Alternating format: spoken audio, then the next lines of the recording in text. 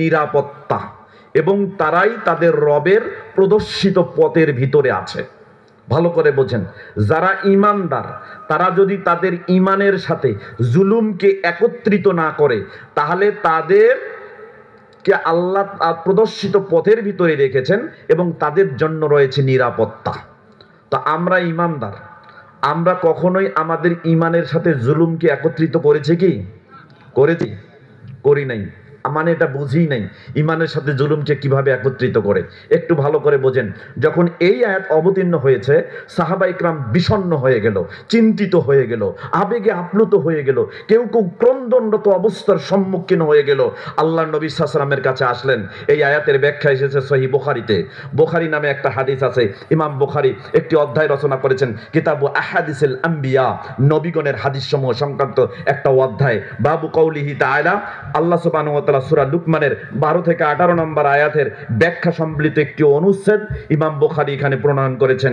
এই অধ্যায়ের 3429 নম্বর হাদিস, এবং এইটি আবারও সহিহ বুখারীতে কিতাবুত তাফসিরে 4776 নম্বর হাদিস, দুটি হাদিস এসেছে। হাদিসটি বর্ণনা করেছেন আব্দুল্লাহ ইবনে মাসউদ রাদিয়াল্লাহু তাআলা আনহু থেকে বর্ণিত।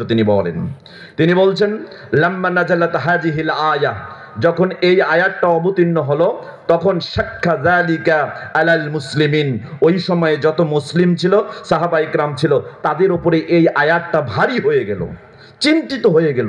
তারা বুঝতে পারছে না, আশ্চর্য ব্যাপার, কোরআনে এত বড় কথা কেমনে বলা হলো? আমরা ঈমানদার, কোন ঈমানদারটা জুলুম করে না?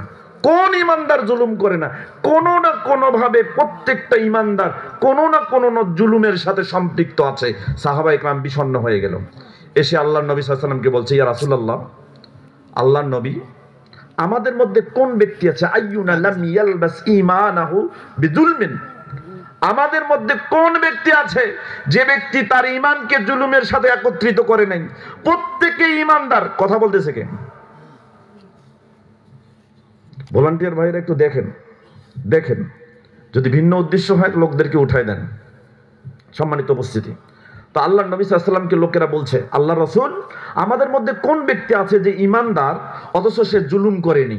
প্রত্যেকেই করেছে। তখন আল্লাহ নবী সাল্লাল্লাহু আলাইহি ওয়াসাল্লাম তাদেরকে বললেন যে, শোনো, তোমরা যেটা বুঝেছো লাইসা হুয়া বিযাক, সেটা নয়। তোমরা যা বুঝেছো সেটা নয়।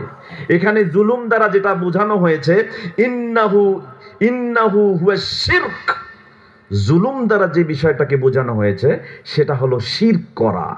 অর্থাৎ কোনো ব্যক্তি ঈমান আনয়ন করার পরে আল্লাহর সাথে কোনো শরীক করতে পারে না।